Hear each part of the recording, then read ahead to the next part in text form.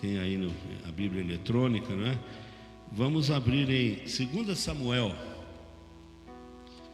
segundo livro de Samuel, no capítulo de número 6.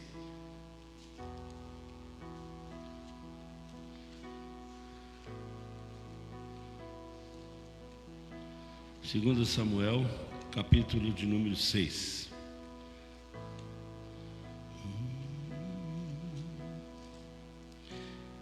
Versículo 1. Vamos fazer essa leitura em pé? Podemos fazer? Amém? Do capítulo 6, versículo 1 até o 11.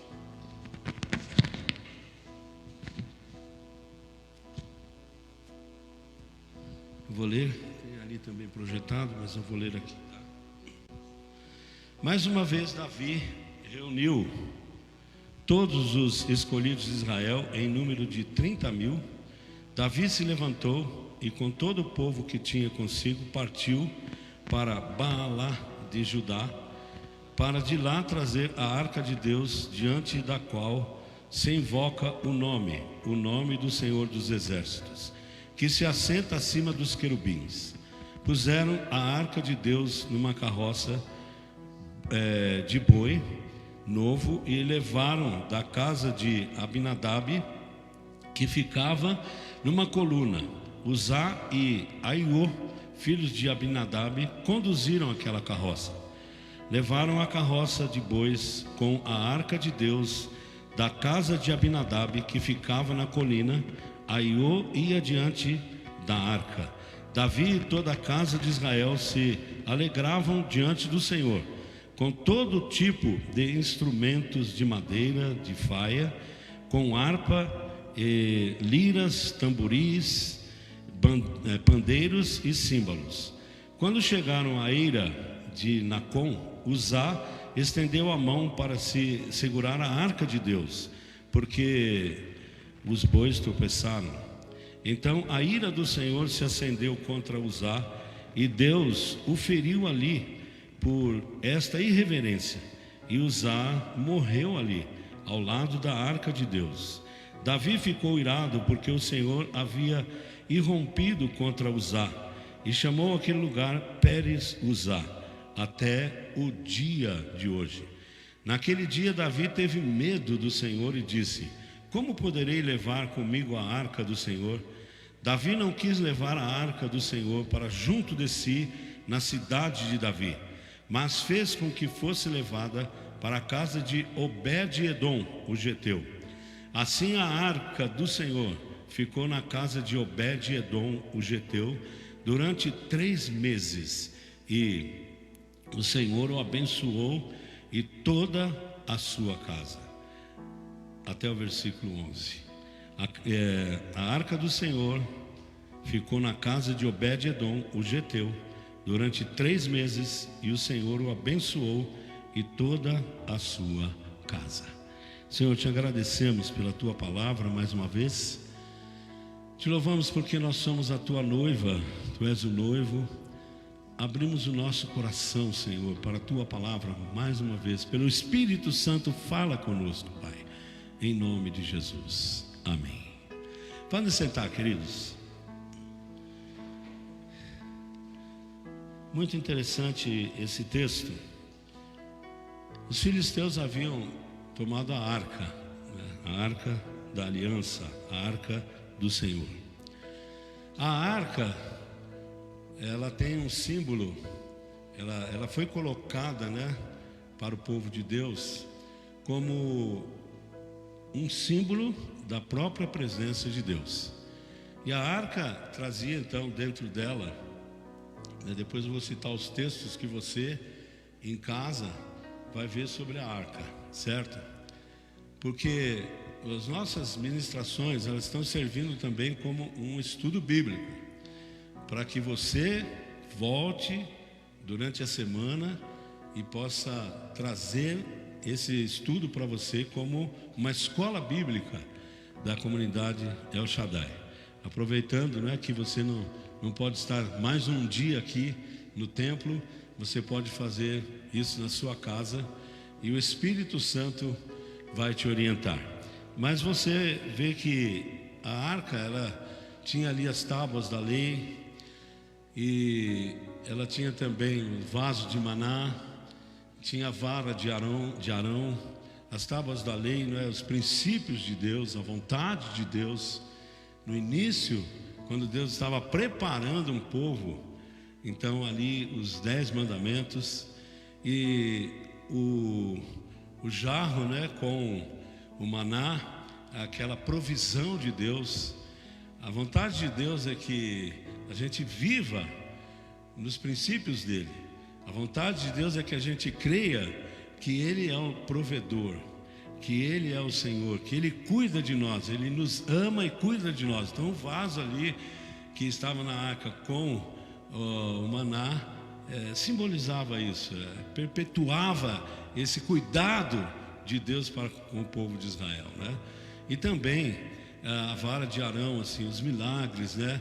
A proteção de Deus, caminhos que Deus estava abrindo para o povo. Então era algo que simbolizava ali a presença do Senhor. Você pode ver essa questão da arca. Ele vai colocar os textos aí, Êxodo capítulo 25, todos esses textos para você ler em casa, certo?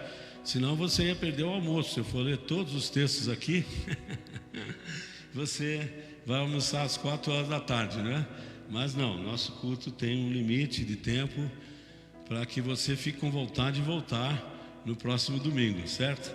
Mas aí em casa você ali tem o domingo todo, nós não temos o culto à noite. Você pode, não é, fazer isso na sua casa, ir a esses textos. Olha, eu não sei nada sobre a arca da aliança, a arca do concerto, a arca de Deus. Então eu escolhi alguns textos, tem muitos textos ainda que eu não coloquei aqui. Então você pode rever esses textos aí. Então, essa arca havia sido tomada, né, pelos filisteus.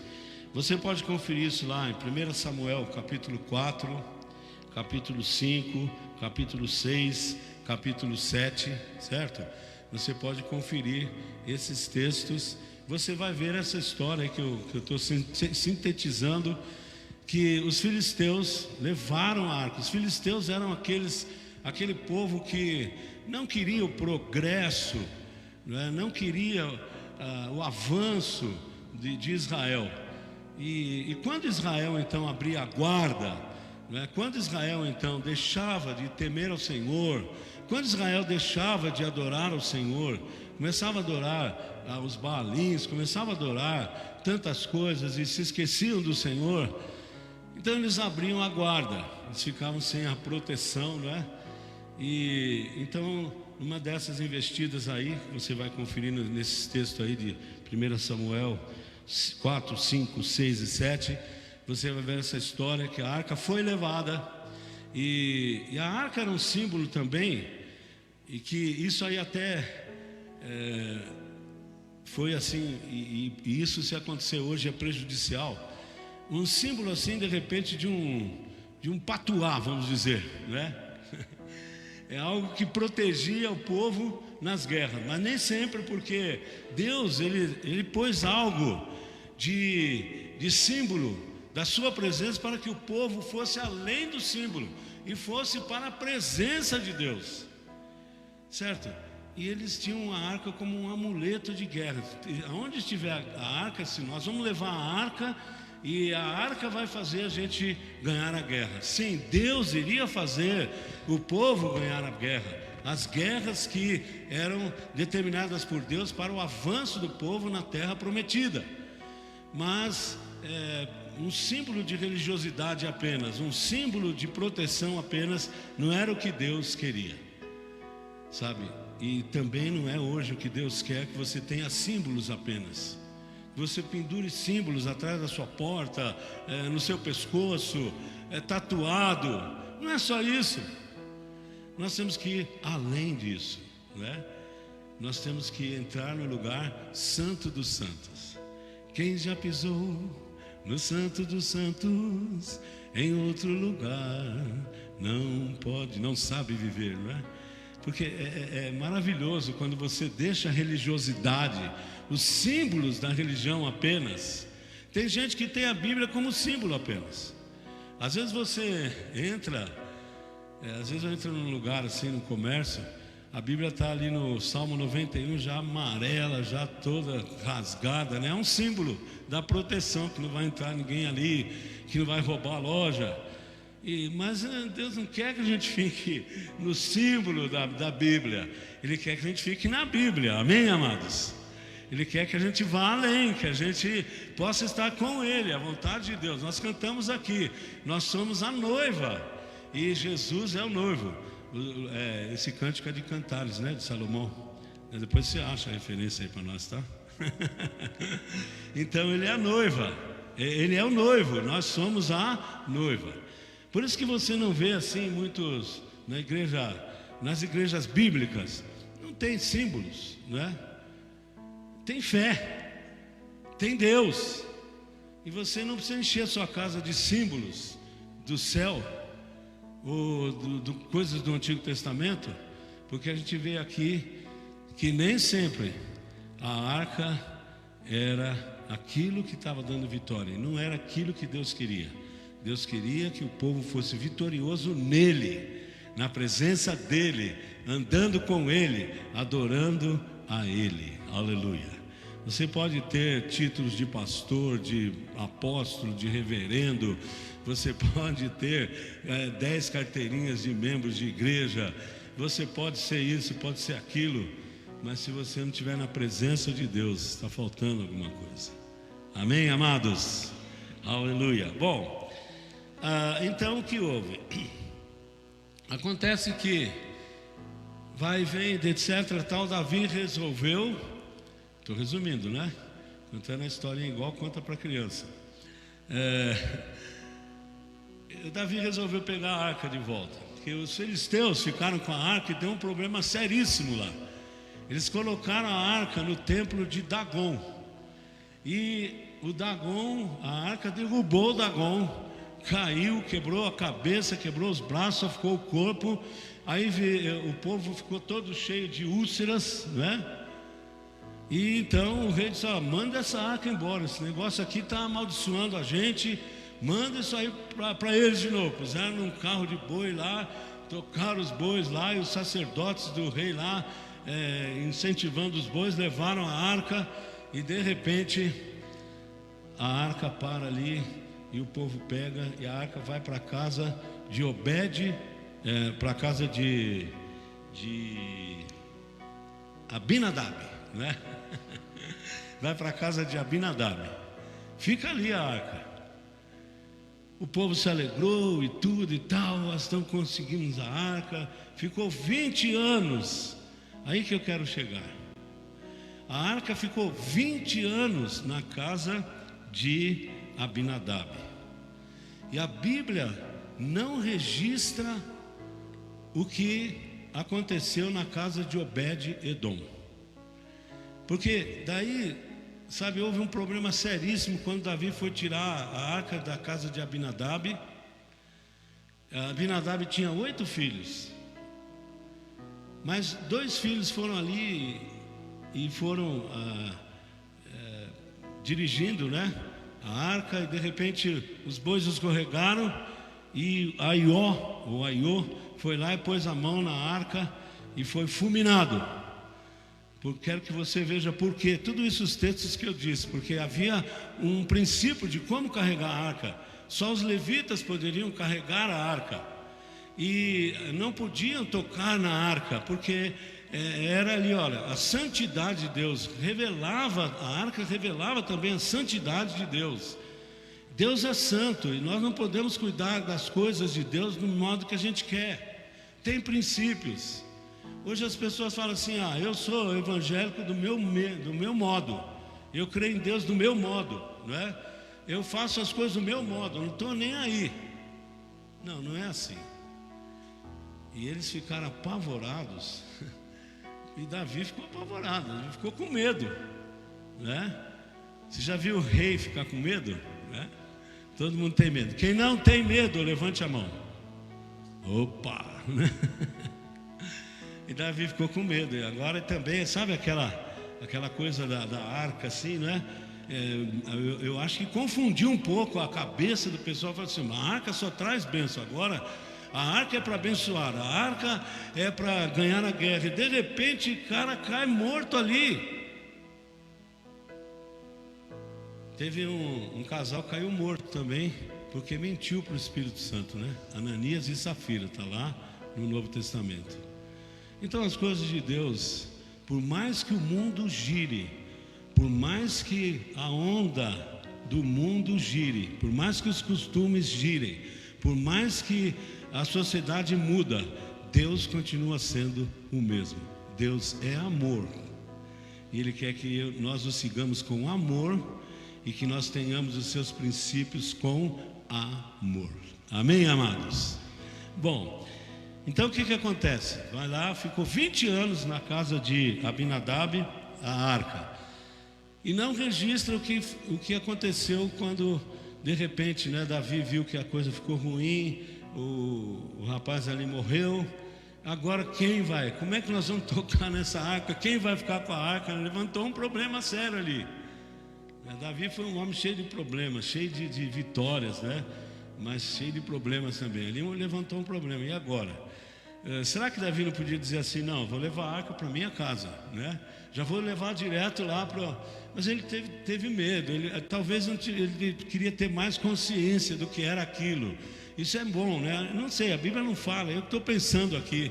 É bom quando a gente tem consciência das coisas e que a gente demora um pouco também para tomar uma decisão naquilo que a gente quer fazer para Deus, para não fazer de qualquer maneira, né? E então, o que será que passou na cabeça de Davi? Aí de repente, né? Acho que apareceu um voluntário lá, né? Estou trazendo um pouquinho para nós aqui. Não, deixa na minha casa. Abinadab. Deixaram a arca na casa de Abinadab. Por quanto tempo?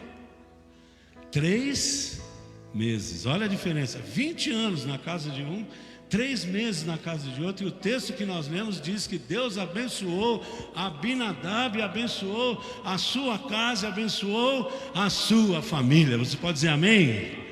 Aleluia. Abençoou Abinadab, exatamente. Oh, desculpe, estou trocando os nomes aqui, né? Obed-Edom. Deus abençoou. 20 anos a Bíblia não fala nada. Eu fico pensando, 20 anos, a arca, o símbolo de Deus na casa de Abinadab. Acho que eles olhavam para aquilo ali, de vez em quando até limpavam, sei, né? Ficavam ali, a arca está ali, virou uma mesmice, virou uma coisa assim, significava, mas não significava tanto, né? Eu não sei, 20 anos a arca que era para abençoar e não fala nada. E de repente 3 meses na casa de Obed-Edom, e eles foram abençoadíssimos. Tem alguma coisa aí, amados? Nós não podemos acostumar com a fé, não podemos acostumar com a religião, nós não podemos acostumar com a Bíblia lá, a Bíblia fechada. A gente vem ao culto no domingo e glória a Deus e aleluia e amém. Se tem um cara que gosta de dar glória a Deus, aleluia, pular, rolar, subir no teto, sou eu. Se eu fizer isso algum dia, não se escandalizo, que eu já fiz, não subi no teto ainda, né? Mas já rolei pelo chão na presença de Deus. Eu não tenho protocolo. Mas isso acaba. A arca vencia lutas, ajudava, mas acabava. Deus queria que o povo continuasse, que o povo continuasse nele, continuasse na palavra, continuasse nos princípios, na adoração do Senhor. Passamos a semana com a Bíblia fechada, com a boca fechada. Não damos um glória a Deus, não damos um aleluia. Nossos filhos não conhecem a palavra de Deus. Não chamamos, não temos um momento com a família, não temos um momento, o esposo e a esposa na palavra, não temos um momento com a família na palavra, e a gente vem e a gente quer tudo na batalha, a gente quer vencer a vida, a gente quer que a nossa família seja abençoada, mas a arca está empoeirada, sei lá, está lá no canto, 20 anos. Amados, tem gente que já está com a Bíblia há 20 anos e não sabe onde que está o livro de Apocalipse, mas sabe a escala do seu time de futebol completa, né? Onde nós vamos parar? Aonde nós vamos parar? Com a nossa religiosidade, com a nossa mesmice de vir à igreja. Vemos a igreja, se tem alguém que gosta que o povo venha à igreja, até eu gosto de vir à igreja, né? E eu já falei, às vezes eu pego assim e falo assim: ô Ronaldo, levanta da cama, vai para a igreja. Ronaldo, levanta da cama, vai para a igreja. Você é o pastor da igreja, cara, você tem que estar lá, né? O templo, mas em casa, quanto tempo a gente passa em casa?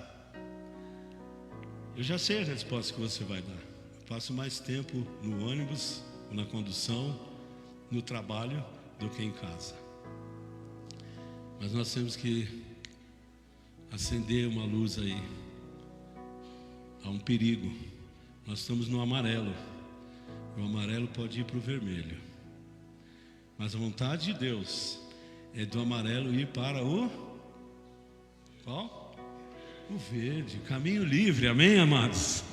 Não caminho fechado para os nossos filhos, não caminho do mundo para os nossos filhos, não caminho do mundo para nossas finanças, para a nossa vida, para a nossa saúde, para o nosso lar, para a nossa comunhão conjugal. Deus não quer caminhos fechados, Deus não quer a arca 20 anos parada. Deus quer abençoar a sua casa, a minha casa, a sua família, a nossa família. Amém, aleluia.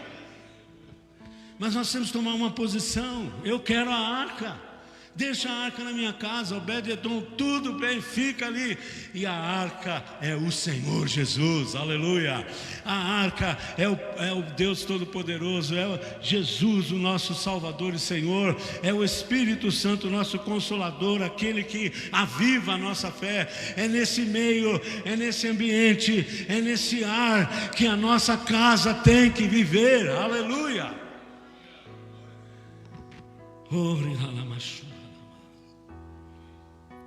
Você poderia dizer: bom, pastor, e o meu trabalho? Não tenho tempo para ficar reunindo família. Quanto tempo eu vou ficar? Fique 10 minutos, fique 15 minutos, vai aumentando. É que nem fisioterapia, né? Anda 10 minutos, depois você conseguiu andar 10, anda 15. Depois conseguiu andar 15, anda 20, anda meia hora, anda 2 horas. Aí acompanha o Ronaldo na bicicleta, 40 quilômetros, 50 quilômetros por dia. Se você não tem esse hábito, olha aqui, ó, que Jesus fala. João 6,17. João 6,17. Trabalhai, não pela comida que perece, mas pela comida que permanece para a vida eterna, a qual o Filho do Homem vos dará, pois neste o Deus, o Pai, imprimiu o seu selo. Nós estamos no tempo de falta de tempo, e o tempo está correndo tão rápido. Parece que domingo passado eu estava cumprimentando as pessoas aqui. Eu falei: mas de novo, já é o culto de domingo. Quem percebe isso, que o tempo está correndo rápido? Você fala assim: não, mas a Nora está fazendo aniversário de novo. Parece que a gente cantou parabéns para ela esses dias. Passou tão rápido. O tempo está rápido. Nós temos que remir o tempo, porque os dias são maus. Mas nós não temos tempo. E sabe que esse texto aqui, Jesus estava falando naquela transição, né, do Antigo Testamento para o Novo Testamento. O povo estava numa religiosidade e tinha se esquecido. Eles estavam mais interessados na vida secular deles, no trabalho deles.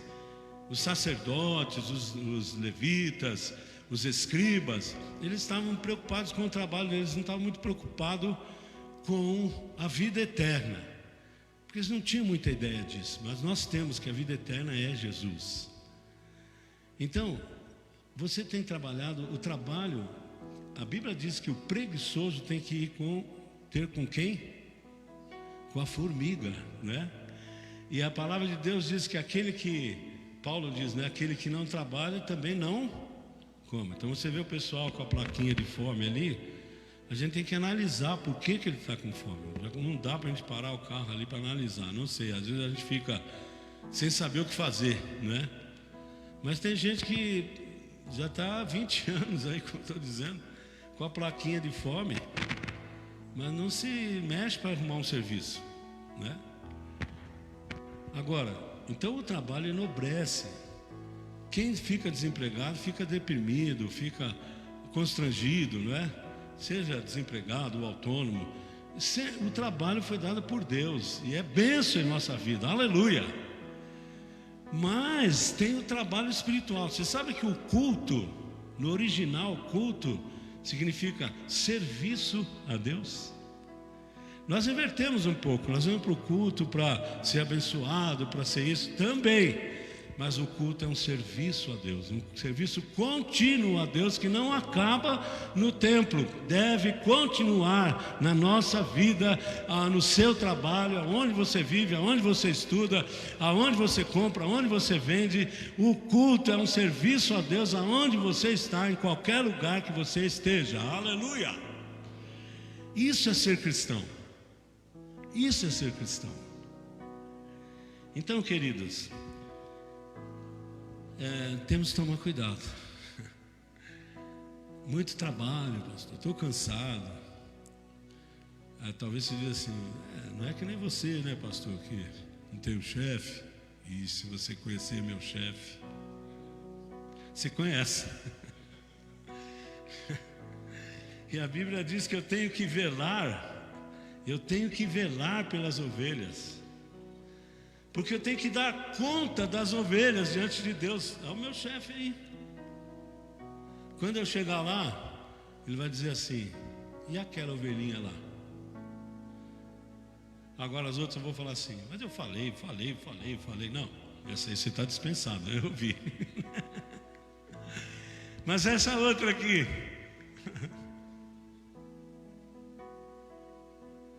o sangue dela vai cair na minha mão. Brinca com Deus. Pastor, brinca com Deus. Tem muito pastor brincando com Deus aí. Eu não sei, eu peço perdão a Deus, que eu não quero brincar com Ele. Eu brinco com Ele. Ele é meu amigo. Eu não sou... Não devemos ser aquele cristão. Não, Deus é sério. Deus é sério. Mas Ele é alegria, amém? Você pode dar um sorriso, amém? Eu falei, Deus é sério, mas Ele é alegria. Amém. Quem pode dar um sorriso para Jesus aí? Levanta e fala, Jesus, eu te amo. Glória a Deus, né? Salmo 127. Salmo 127, né? Olha o que diz lá. Se o Senhor não edificar a casa, em vão trabalham os que a edificam. Se o Senhor não proteger a cidade, em vão vigia a sentinela, né? E continua. Então, se o Senhor não guardar a casa, em vão trabalham os trabalhadores. Em vão levantar de madrugada, comer o pão das dores. Tudo isso a gente coloca como algo que é empecilho para a gente viver a arca, para a gente viver as promessas de Deus. Pastor, se eu não trabalhar, não é? Quem vai colocar o pão lá em casa? Deixa, Deus vai colocar o pão. Você vai trabalhar, mas você vai também trabalhar pela comida que não perece, a comida para a vida eterna, aleluia. Você vai fazer isso, você vai fazer isso.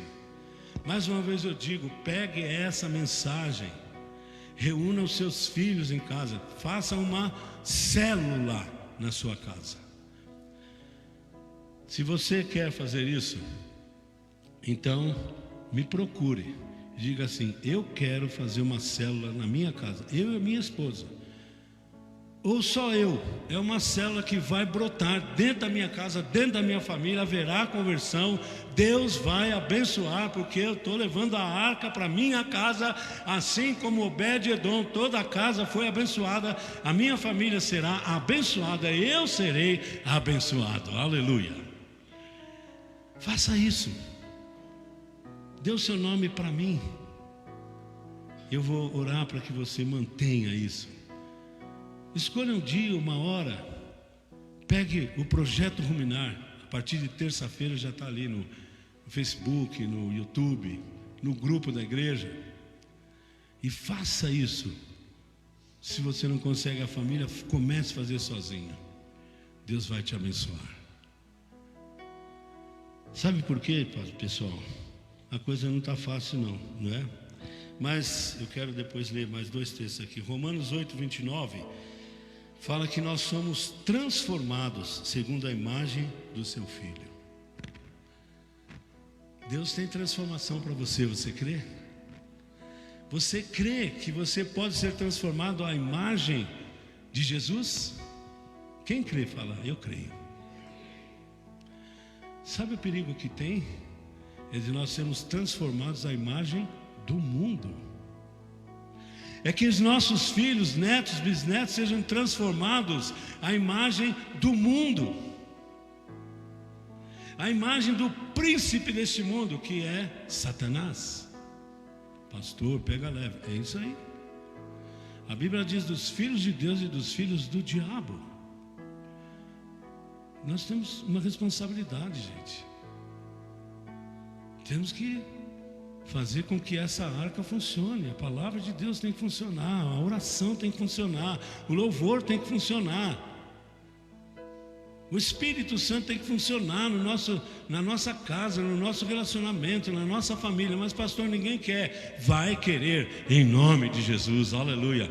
Você não vai impor nada, você só vai fazer a sua parte, e Deus está disposto a fazer a parte dele sempre, aleluia. Amém, amados? Muito bem, Romanos, você vai ler em casa, Romanos 1, 18 a 32. Você vai ver o perigo que você corre se essas coisas todas que acontecem em Romanos 18, né, até o 32 estiverem na sua vida.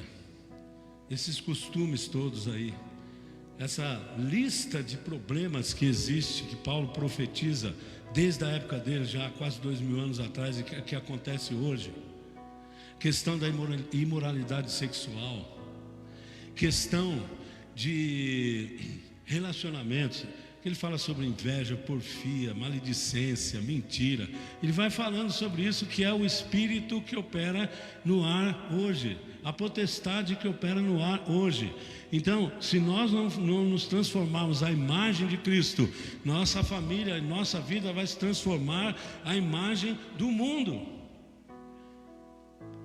E Paulo termina esse texto aí dizendo que uns praticam e até concordam com os que praticam. Uma série de coisas que você vai ler em casa. Mas terminando aqui a minha palavra, tem mais um texto aí, não é? De Apocalipse, capítulo 1. Agora eu quero que você, em pé, por favor, mais uma vez, né? Graças a Deus que eu não fiquei com senta, levanta hoje, né? Mas Apocalipse capítulo 1. Acertei os textos hoje? Amém? Não é só você que erra, não, eu também, né? Aliás, eu sempre erro, você acerta. Eu louvo a Deus por essa equipe que Deus tem levantado, tem ajudado a gente a pregar, não é? Colocado os textos, graças a Deus por isso, viu? Então, João capítulo 1, Apocalipse 1, 4, não é? Eu vou ler até o 8, tá bem?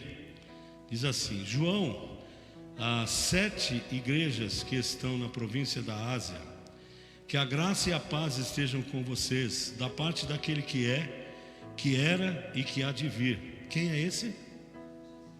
Quem é esse? Jesus, né?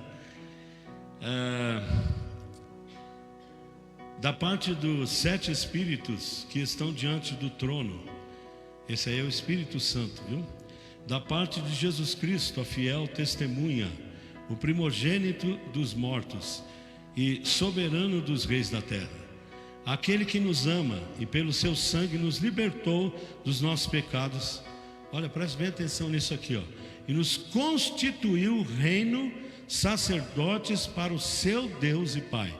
Nos constituiu reinos e reis e sacerdotes para quê? Para o seu Deus e Pai. E a ele a glória e o domínio para todos sempre. Amém. Eis que ele vem com as nuvens, todo olho verá, até mesmo aqueles que o transpassaram. E todas as tribos da terra se lamentarão por causa dele, certamente. Amém. Eu sou o Alfa e o Ômega, diz o Senhor Deus, aquele que é, que era e que há de vir, o Todo-Poderoso. Então eu termino aqui, amados, com esta primícia, não é? Ele nos constituiu, versículo 6, e nos constituiu reino, sacerdotes para o seu Deus e Pai. Homem e mulher. Alguns dizem que o sacerdote do lar é o homem, mas todos nós somos sacerdotes. O que não pode é o homem deixar tudo para a mulher, para a esposa. Você vê na igreja as responsabilidades maiores espirituais, as mulheres assumem. Por que será isso? Por que será que as mulheres oram mais, jejuam mais, são mais frequentes na igreja do que os homens? Então a gente deixa a educação dos filhos para a mulher. Alguns até deixam o trabalho para a mulher, porque não gosta de trabalhar, né? Outros deixam a educação da casa para a mulher. Eu já ponho dinheiro aqui, eu trabalho o dia inteiro. Você cuida dos filhos aí. Se ele quebrou a janela do outro lá, é problema seu. Eu não quero nem saber. Vai lá conversar com o vizinho lá. Vai lá, o vizinho dá uns tapas na mulher, ele vai brigar com o vizinho, né? A responsabilidade é nossa. Mas você foi constituído o reino. O reino de Deus está na sua vida e na sua família. Não abra mão disso, meu irmão. Tome a dianteira. Tome a frente. Comece a ler a Bíblia com a sua família. Pegue o projeto Ruminar. Quer fazer durante a semana, quando você quiser, mas tome a dianteira. Chame os seus filhos, chame a sua casa, chame os seus netos. Faça alguma coisa com a ajuda da sua esposa. Se você não tem o marido em casa, faça você esposa. Se você é avó ou avô, faça você avó ou avô. Nós somos sacerdotes, amém, amados? Nós temos um reino a cuidar, é o reino de Deus na nossa família, na nossa casa. A arca de Deus vai abençoar a sua casa, aleluia. Amém? Volto a dizer, se você quer, eu te dou esse desafio, quer fazer um pacto, de fazer um culto doméstico. Antigamente falava culto doméstico. Tem muita coisa que fala antigamente. Jesus é o mesmo ontem, hoje, eternamente. O mundo passa, mas a palavra de Deus, ela permanece para sempre. Amém, amados? Mas é difícil. Deus vai quebrar as dificuldades quando você pisar. Quando pisar o mar vermelho vai abrir. Quando pisar o Jordão vai abrir. A arca vai passar. Aleluia. Mas você tem que tomar uma decisão nesta manhã. Eu quero Jesus. E eu quero Jesus para minha família. Eu, homem, mulher, casal, avô, avó, eu vou ser o sacerdote da minha casa. Não jogue isso, de novo. O sacerdote é você. Se você não faz, não. E aí o homem fala assim, mas você já é sacerdotisa? Faça você, né? Os dois. Amém, amados? Pai Celestial, nós queremos comer deste pão, tomar desse cálice, desta maneira hoje, com a arca do Senhor em nossa vida. Não queremos vir aqui religiosamente, Senhor, para cumprir um requisito, para que as pessoas vejam que nós viemos aqui.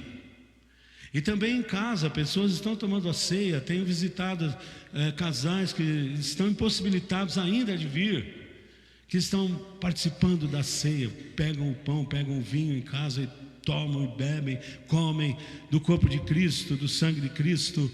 Mas, Senhor, nós não queremos que isso seja aquela arca esquecida e, quem sabe, uma religiosidade, mas nós estamos agora, mais uma vez, dizendo: Senhor Jesus, Tu és a nossa arca da aliança, o Teu sangue foi derramado no propiciatório da arca, uma vez por toda. O pão está sendo agora, não somente ao sacerdote no lugar santo, mas aos sacerdotes.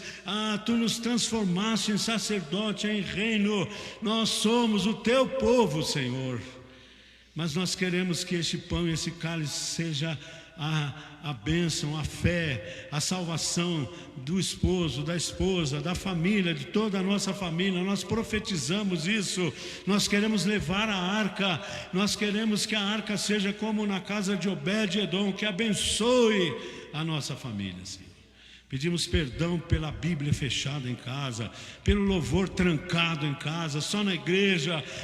Senhor, tem misericórdia pelos princípios Teus que não reagimos diante deles, levamos a vida espiritual de qualquer maneira.